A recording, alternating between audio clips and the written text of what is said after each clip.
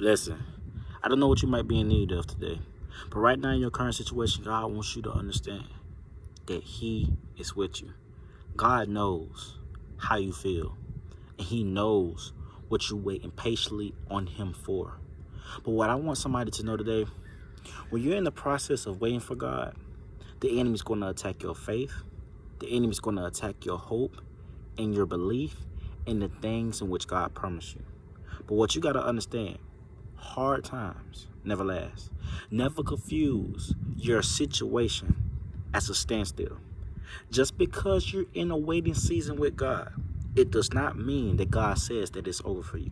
Because the enemy will attack you with lies.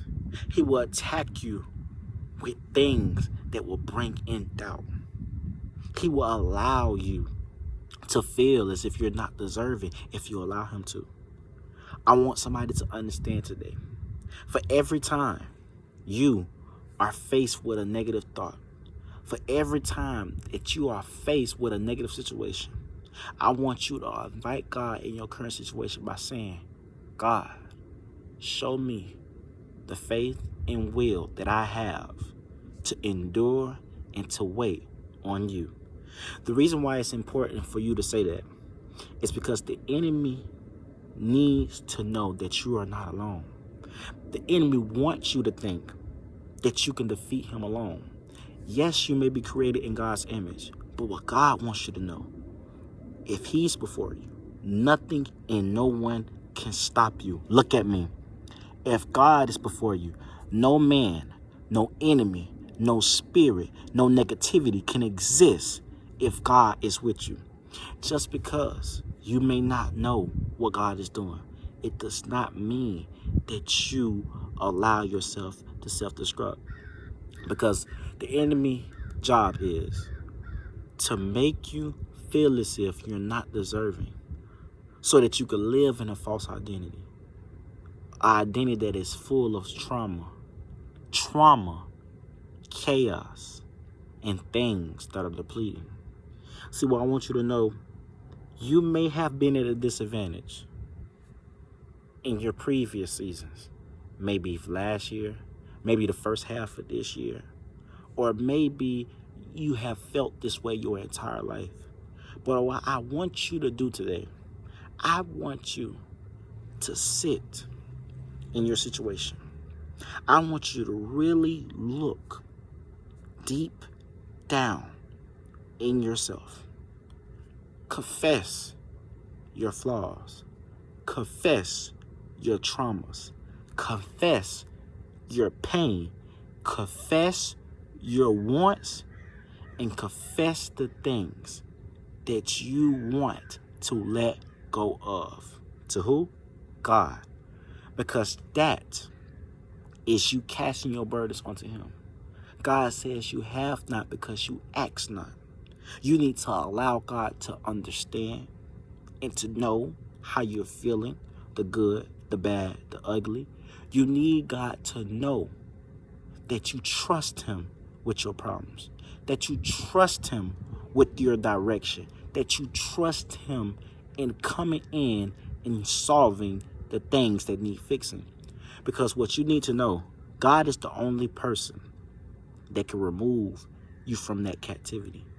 Because God doesn't give you a spirit of fear. No, he gives you love and a sound mind. What God needs you to know, that if you rest assured within him, he will allow you to oversee all. He will deliver you from that low place. He will grant you a form of calmness. He will allow your patience to be the very thing that helps you endure so that you could be strengthened for the awakening. Because God needs you to know that there must be death to old things in order for him to create new. What does that mean? Old mindsets, old people, meaning people that you formerly hung out with, things and addictions that you formerly act in. God needs to put an end to the start of your misery so that he could bring in the years of restoration, the years of happiness, the years in the forever dwelling in his happy place known as heaven and in his kingdom. See, there came a time in my life where I didn't really know too much about what is it that I was put here to do. But I knew I always wanted to help people. For years, I overgave and I overgave. If I had a friend, if I had a family member, if I seen anybody that I knew had some type of shortcoming, my job was to just tell them how they can do better. Would tell them, because I had a ability to be able to see what people was going wrong and would give them the best advice. But it wasn't until I realized that if I was able to help people point out their flaws and help them understand what they have to do differently, then that means that I have to take my own advice. I have to do my work.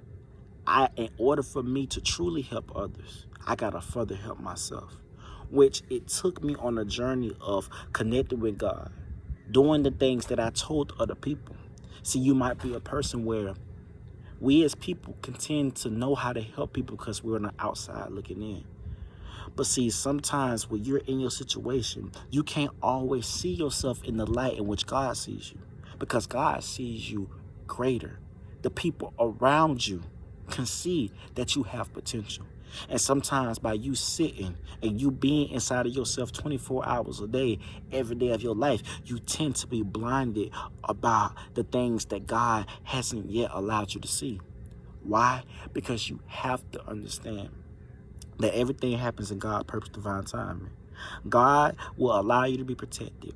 He will allow you to go through a form of suffering so that you can see that no matter what the enemy has thrown at you, no matter what people have said about you, no matter how many pressures that you've been under, you will not bend, you will not break, you will not fall, but instead you will stand. Instead, you will live. Instead, you will remain strong.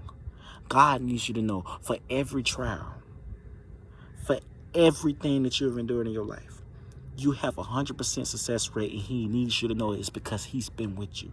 You have to understand everything that's going on in your life right now is tied to what God has for you to do when it comes to your purpose.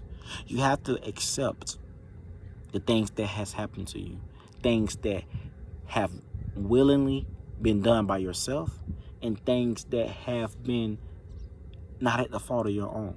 You have to understand that in life you have to slow down, take a deep breath, analyze the things in which you are doing, the things in which you're saying, and pay attention to who you're telling it to. Pay attention to the fact that whether or not are you speaking life, or are you speaking things that are like this: man, I ain't gonna never get up.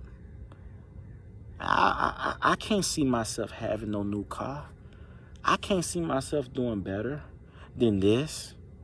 What the enemy wants you to think is that because you have been in a certain place, because you have put so much time, because you have put so much investment into a ground that was not fertile, he wants you to think that you have to settle. But you serve a God who loves you unconditionally, who will increase you beyond your measures the moment you allow him to come in. Because God is a gentleman. He knocks at every door. He's waiting on you. He loves you. God says in Hosea 14, verses 4 through 6, he said, I will heal their backslidings. I will love them freely, for my anger is turned from against them. When God tells you that, God is making you aware that he knew that you was going to have flaws. He knew that you was going to have some unforgiveness. He knew there was going to be some type of pride. He knew there was going to be some type of guilt that you were going to have along your journey. But what God wants you to know that's important is that he said he would heal your backslidings.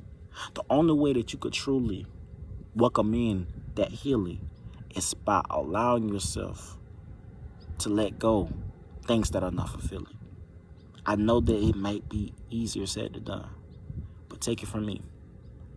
If you're watching this video by mistake, if you're watching this video right now, it's not by mistake. God wants you to know that the same way that he was able to use Noah, the same way that he was able to use Saul, the same way that he was able to use Abraham, the same way that he gave Sarah a child at her old age, God wants you to know there's nothing too great. There is nothing that you have done that could keep him from using you, because Noah was a drunk.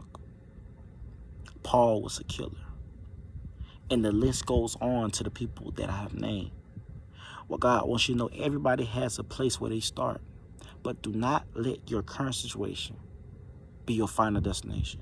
Because had Noah not have heard God, him and his family wouldn't have escaped the gate. Him and his family would have not escaped the great flood. And you and me wouldn't be here. Had Saul continued to kill followers of God, he would have never awoken to the truth when God came to him when he was in the desert and made him new again. God has a purpose for everyone. And what I want to leave you with today, as you continue to wake up, as you continue to press on, know that God can use you. God can make you new. God can make you whole. The life that God promised you, the life that God created for you, that's attached to why you're here, is the life that you should be in search of. Take time to learn about yourself. Invite God in those false identities. Invite God in your sin. Invite God in your struggles. And watch how God allows you to become renewed, to be transformed in a greater and more strategic way. Another thing, comparison is the thief of all joy. Your life and the life that God has for you is not like anyone else's. God will fulfill you in all the areas in which you need fulfilling. Press on with God and know that God will never leave or forsake you. In Jesus' name, peace.